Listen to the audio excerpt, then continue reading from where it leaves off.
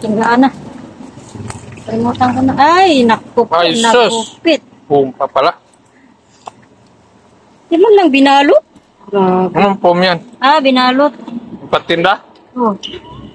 Binalot pala na. Sama sa gupit.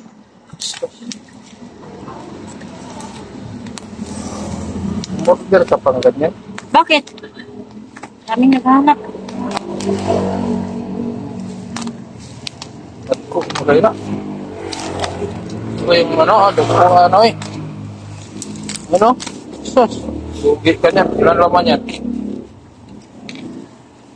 Ayusin mo pag video kay bakit Yung... parang mali to. Talaga, malalaki yan, no? Yung binibili ko, 52 piraso yun. 50 pesos yung order ko eh. Ay, 52, 100 pala. Parang mali to ah. Kano? 1, 2, 3, 4, 5, 6, 7, 8, 9, 10, 11, 12, 13, 14, 15, 16, 17, 18, 19, 20, 21, 22, 23, 24. 25. Kalahati lang. Wait lang. Lalaki. Kalahati oh, lalaki oh. Hatiin mo pa yan. Pwede yan, hatiin mo na lang.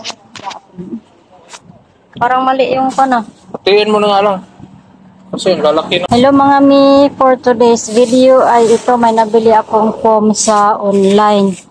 So bali ang order ko nito ay yung maliit lang na 50 pieces. Ngayon ang dineliver sa akin yung malalaki. 25 pieces lang kasi nag-chat naman yung seller sa akin na naubusan daw sila ng maliliit. Pero same price lang din naman ito. Kaya ngayon, ang gagawin ko ay hatiin ko na lang to sa dalawa para magiging 50 pieces pa rin siya. Kasi pag ganito kasi hindi naman to masyadong mabili sa amin. Yung mabili dito yung mga malilit lang na kalahati lang dito. Kasi sakto lang siya panghugas ng plato. Ito kasi ang lalaki. Sobra naman kung panghugas lang ng plato parang mahirap siya hawakan.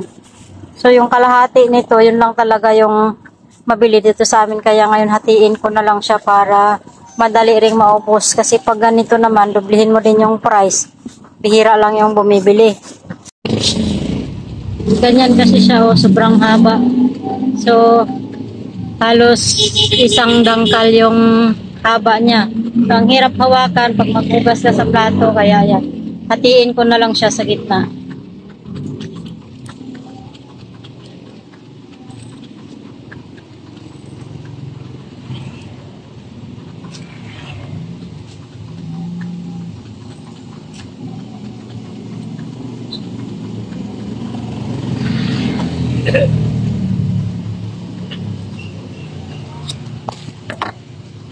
Ayan, hindi lang masyadong maganda yung pagkaputol ko pero okay na rin. Yan. Ang benta ko nito ay 8 pesos kasi yun yung bentahan dito sa amin. Sa mga katabi kong tindahan, 8 pesos din yung benta nila. Nakigaya lang ako sa mga price nila. Mamarkahan ko na lang siya para pantay yung pagkaputol kasi hindi napapantay yung putol pag walang marka.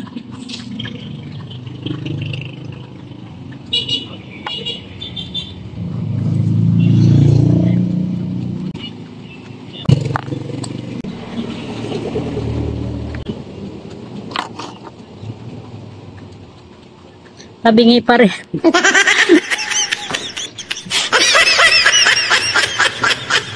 Hindi ko siya may straight pero pwede na.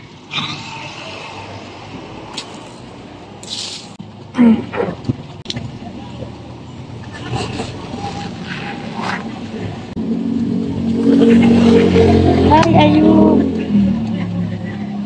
Pantay.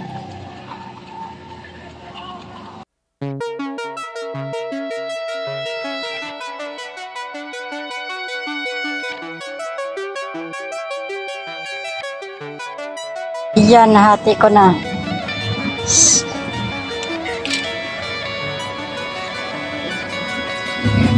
Bali, 50 pieces lang din siya. So, ganun lang din. Parehas lang dun sa maliit na dapat yun yung order ko. So, ito 50 pieces din siya. So, same price lang din naman sila sa 25 pieces na malaki. So, ayan. Diskarte na lang para syempre kung ano yung hanap ng customer, yun yung ibebenta natin.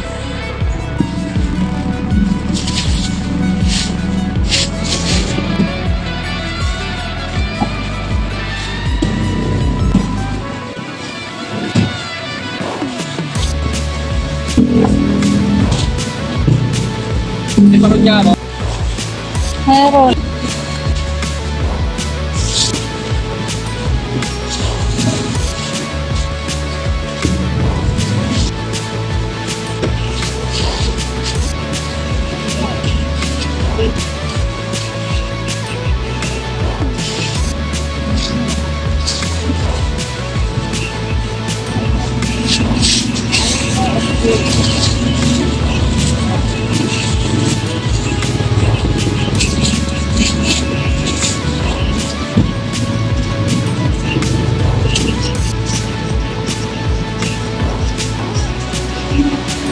Bali, ayan na yung 25 pieces kanina, naging 50 na.